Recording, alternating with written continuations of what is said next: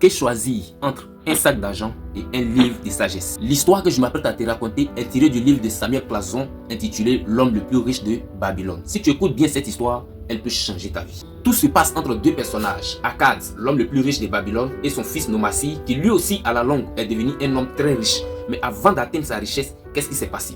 Il faut dire que dans la culture des Babyloniens, les hommes riches, lorsque les hommes riches ont un enfant, l'enfant était obligé de rester à la maison familiale jusqu'à ce qu'il obtienne sa part d'héritage dans la richesse de son père.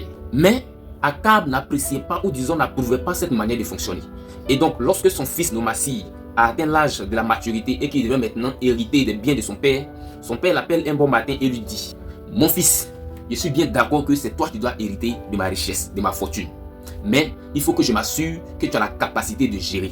C'est pourquoi je vais t'envoyer dans le monde, tu vas aller faire le tour du monde, tu vas aller dans toutes les villes que tu veux et tu vas me revenir après 10 ans. Ces 10 ans te permettront d'acquérir des compétences à chercher l'argent et aussi à la gérer. Mais avant de partir, laisse-moi te donner deux choses. Premièrement, je vais te donner un sac d'argent.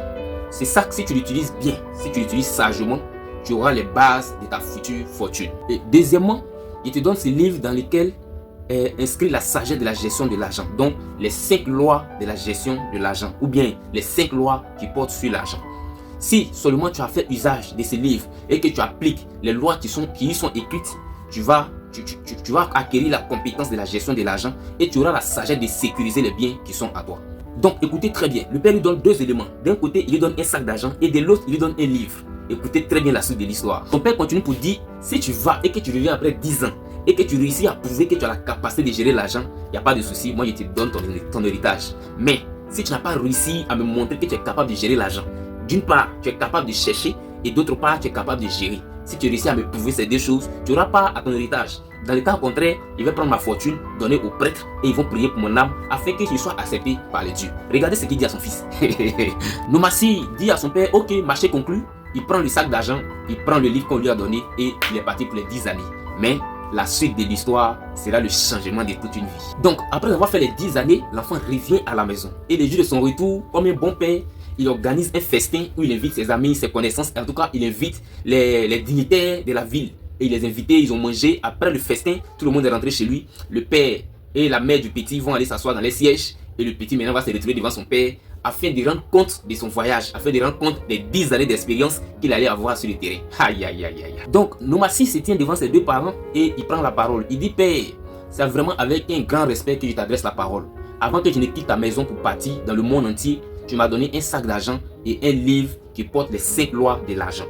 Et quand je suis parti, j'ai le regret de t'annoncer aujourd'hui que j'ai mal géré l'argent que tu m'as donné et l'argent est fini dans ma main. Donc aujourd'hui, j'ai un regret de t'annoncer que ton argent que tu m'as donné là, l'argent est fini.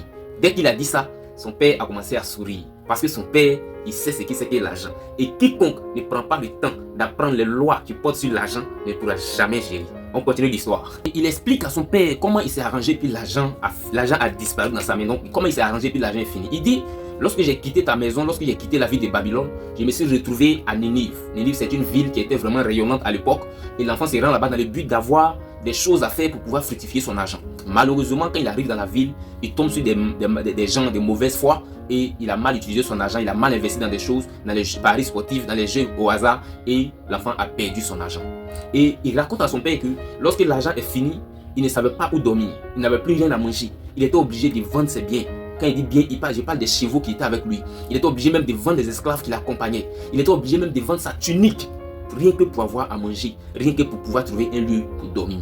Il va encore plus loin pour dire à son père que c'était tellement difficile qu'il ne savait même plus quoi faire. Il ne savait plus à qui se vouer. Il ne connaît personne dans la ville. Et toutes les personnes sur qui il tombe étaient des personnes de mauvaise foi. Parce que tout l'argent qu'il avait a disparu à cause de ces personnes. Donc comment faire? La faim, il le rongeait chaque jour. Et quand il dit ça, sa mère pencha sa tête et sa mère commence à pleurer. Mais l'enfant continue pour dire que lorsque la faim a commencé à le ronger, lorsque ça a commencé à chauffer sur lui de façon véritable, c'est là qu'il s'est rappelé que son père lui avait donné deux choses. L'argent d'un côté et le livre d'un autre côté. C'est à partir de ces moments-là qu'il va commencer à ouvrir le livre que son père lui a donné, à décortiquer, à étudier ce que son père a mis dans le livre. Commencer à lire les 5 lois qui portaient sur l'argent. Commencer à les étudier, à les apprendre par cœur. Parce qu'il a commencé à sentir ce qu'un homme vaut quand il a l'argent et ce qu'un homme vaut quand il n'a pas d'argent. il a eu le temps d'abondance où il avait des sacs d'argent. Et malheureusement, ça a été gaspillé. Et il est en train de vivre maintenant le temps où il n'y a pas d'argent. Il a commencé véritablement à comprendre. Donc il est rentré en lui-même et il a étudié les 5 lois. Et après ça, il est allé sur le terrain pour trouver au moins un travail pour pouvoir subvenir à ses besoins. Malheureusement, il n'avait aucune compétence, il n'avait aucune qualification pour pouvoir faire un travail. Donc, il n'a rien eu comme travail. Il était livré à lui-même. Et donc, les mois passaient, les jours passaient. Et un jour, comme il n'y a pas de souffrance qui n'a pas de fin, c'est-à-dire qu'il n'y a pas de chaîne de souffrance qui n'a pas de fin. Il y a toujours une occasion qui se présente. Il faut seulement savoir la saisir. Et donc un jour, il a été recruté en tant que chef des esclaves qui devait surveiller la construction de la clôture qui devait protéger la ville de Ninive. Dieu merci, il a eu un boulot. Et comme il a pris le temps d'étudier les 5 lois qui portent sur l'argent, il a commencé à les appliquer pendant qu'il recevait son salaire. Et la suite de l'histoire, c'est vraiment extraordinaire. En effet, Nomassi n'avait jamais su que pendant tout ce temps qu'il a passé avec le sac d'argent qu'il détenait dans l'autre main, la sagesse qui pouvait lui permettre non seulement de sécuriser cet argent, mais aussi de le fructifier. Mais lorsqu'il a pris le temps de l'étudier, de connaître ce qu'il y a dans les livres, quand il a appris cela par cœur, quand il a commencé à recevoir son salaire, il a appliqué cette loi sur son argent. C'est-à-dire que aussi petit soit-il, mais quand il a appliqué cette formule sur son argent, la suite appartient à l'histoire. C'est-à-dire que la suite de l'histoire me passionne, la suite me parle. Donc je ne vais pas développer, je ne vais pas détailler ici les 5 lois qui portent sur l'argent. Je vais seulement vous raconter l'histoire. Je reviendrai dans une autre vidéo où je vais expliquer les 5 lois qui portent sur l'argent. Si tu es vraiment intéressé, que tu veux savoir, abonne-toi, like et partage pour faire plus de connaissances. Et donc l'enfant a commencé à appliquer la loi qui était dans les livres. La loi qui dit qu'un homme ne peut pas dépenser tout son argent. Un homme doit forcément garder au moins 10% de ce qu'il gagne. Quel que soit le niveau de salaire, tu dois forcément garder 10%. Et l'enfant a commencé à appliquer. Il a commencé à mettre de côté les 10%, minimum 10% de ce qu'il recevait, jusqu'à ce qu'un jour, il tombe sur des personnes qui cette fois-ci étaient de bonne moralité, étaient de bonne foi. Ces personnes-là lui montrent des opportunités, il a saisi, il a investi, il a eu retour sur investissement, jusqu'à ce que les 10 ans arrivent. L'enfant est devenu un papaquet. Il est devenu un véritable début. Et l'enfant explique à son père pour dire qu'aujourd'hui, je suis venu non seulement pour te dire que oui, par mon inexpérience, j'ai perdu les sacs d'argent que tu m'as donné, mais aussi te dire que quand j'ai pris conscience, quand j'ai commencé à appliquer les lois de l'argent, j'ai aussi gagné beaucoup d'argent. Et en guise de reconnaissance à ce que tu m'as fait lorsque je partais, je te donne un sac d'argent en remboursement du sac d'argent que tu m'avais donné. Et je te donne 2 sacs d'argent en reconnaissance de la loi de la gestion de l'argent que tu m'avais donné. Regardez comment il a mesuré les 2 choses. Pour les sacs d'argent, il donne un sac d'argent. Mais pour les livres qui parlaient de la gestion de l'argent, il donne 2 sacs d'argent. Pour lui, les sacs d'argent même a moins de valeur que les livres qu'il portait dans sa main. C'est-à-dire que si jamais il avait su, depuis le commencement, que les livres qu'il tient là, c'était le secret, je vous assure qu'il n'allait pas passer par cette souffrance. Quand il a fini de dire ça, quand il a fini d'expliquer cette histoire à son papa a commencé à remuer la tête et lui a dit: mon fils, tu viens de me prouver que tu es apte pour pouvoir gérer mes biens. Donc à partir de cet instant, je te reconnais comme le digne héritier de toute ma fortune. Regardez l'histoire, regardez, c'est passionnant. C'est parce que c'est une vidéo qu'on ne peut pas tout détailler, on ne peut pas rentrer dans les secrets. Mais si vous prenez le temps de lire les livres, je vous assure que vous allez découvrir des choses qui vont changer votre vie. Ce qu'il veut dire à quelqu'un, c'est quoi? C'est que c'est vrai, aujourd'hui tu as eu le bac, ou peut-être que tu travailles déjà, ou bien peut-être tu es dans d'autres domaines, je ne sais pas, tu t'en sors dans la vie. Mais tant que tu ne te donnes pas les moyens toi-même de te former chaque jour, tu ne vas plus grandir, tu ne vas plus connaître et tu vas stagner dans la vie. C'est pourquoi souvent vous allez voir des gens, ils obtiennent un premier boulot et ils restent à ce niveau jusqu'à ce que rien ne change. Mais tant que tu apprends, tant que tu grandis de façon intellectuelle, il y a toujours des opportunités qui s'offrent à toi. Ce que je vais te dire, c'est quoi? C'est qu'aujourd'hui, quel que soit ce que tu fais, il faut continuer à te former. Il faut t'investir dans l'auto-éducation. Il faut chercher à connaître encore plus et plus et plus. C'est en cela que tu grandis dans le monde professionnel comme dans le monde des intellects. Et donc, si tu veux te lancer dans l'auto-éducation, nous avons créé une plateforme appelée ZKS Group. Sur cette plateforme, on se booste. On t'amène à aller au-delà de tes limites. On t'amène à réveiller le leader qui est en toi. Parce que chaque mois, on se donne pour objectif de lire au moins un livre.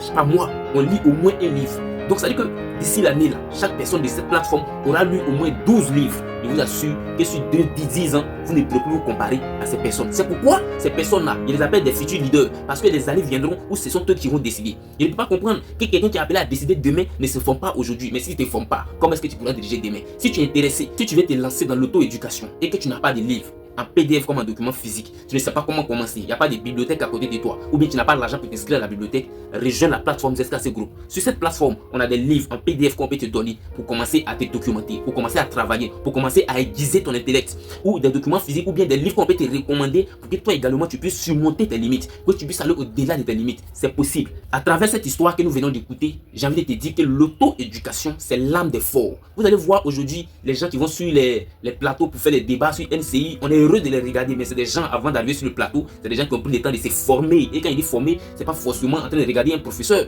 Et même s'ils sont assis, ils ont pris des documents, ils se sont assis, ils ont lu ces documents, ils ont enlevé les richesses qui sont dans ces documents et ils se sont accaparés. Ce sont des gens qui sont à Abidjan, mais qui ont la richesse des gens qui sont en Inde. Ils ont la richesse des gens qui sont peut-être en Chine. Ils ont la richesse des gens qui sont aux États-Unis. Pourquoi? Parce qu'ils ont connu l'intérêt qui est dans un livre. Frère, qu'est-ce que tu attends aujourd'hui pour te former? Il est temps de rejoindre la plateforme pour commencer à toi-même te former, pour commencer à te cultiver, à t'instruire, pour que demain, tu ne sois pas humilié dans un débat où tu n'auras rien à dire pendant que tes amis sont en train de développer des arguments. C'est vraiment un plaisir d'échanger avec vous à travers ces canaux de TikTok. C'est vraiment un plaisir, mais mon intérêt particulier, c'est de vous amener à vous investir dans la lecture. Merci de liker, merci de partager, merci de mettre des commentaires si vous avez des avis. Le lien de la plateforme sera dans le premier commentaire. Cliquez seulement, vous allez rejoindre. On va se prendre en PV et on va s'aider à devenir des leaders. Frère, réveille les leaders qui dorment en toi.